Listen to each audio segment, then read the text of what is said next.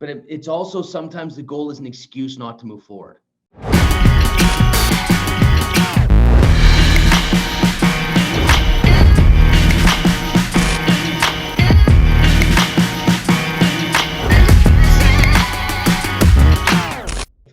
I think this, if we don't know how to live today, if you don't know how to live today, you will never, ever, ever know how to live when you hit your goals.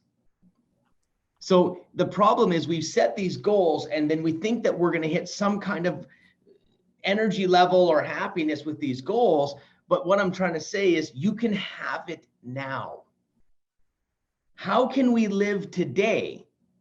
Here's how, Ryan. It's called an Airbnb and a couple holidays down to Florida. We've just cut the entire friction away from owning a house. Why do we complicate it so much? Or we get attached to some goal like, no, I want to own it. Well, then don't live. You could live today. You could literally, it's going to cost you $1,000 on flights. It'll cost you $1,000 on Airbnbs.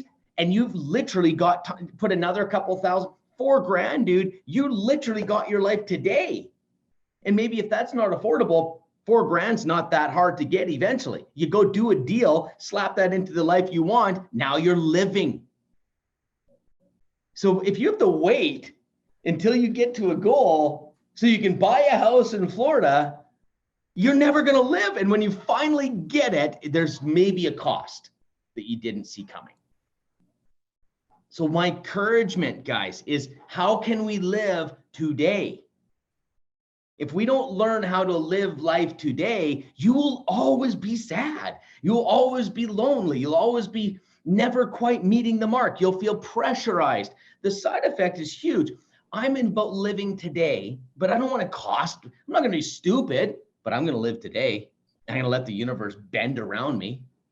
I'm not going to wait till I'm rich to be happy. I'm not going to wait till I have something to be happy. When I have a team, what are the things that we're saying that's part of our plan that causes us not to live today? Is there any way that we can change that plan to live today, even if it's small, just to take the steps toward living that?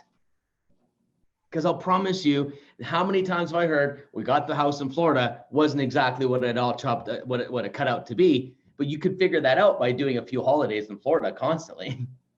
Like I've been going to Vancouver for a long time. I love Vancouver. I'm in Vancouver 3, 4, 5 times a year. I'm loving it.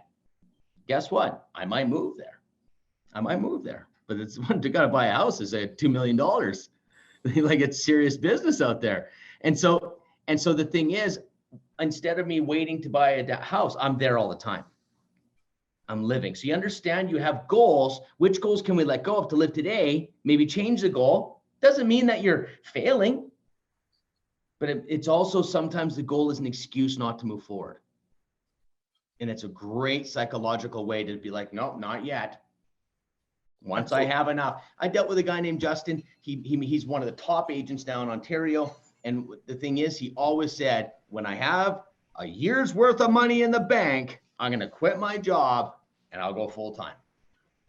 It was bullshit. He was just too scared. He had like 8 or 9 months of income, but he was just too scared to pull that trigger. And now he's one of the top guys. And so the goal was not actually the goal. The goal was an excuse. It's got to be really careful, right? There's some weird thing. If you guys ever feel shame, if you ever feel guilt, do you ever feel, these are energies that will be like for example, like it's better just not to go, because what'll happen is you'll have those feelings. So let's go on to something else here. First of all, let me just ask you, what does that sound like to you? Is there any resistance? Like for real, like keep it real with me. Is there any resistance when it comes to living your life today? Like, is there any way that we can start living today?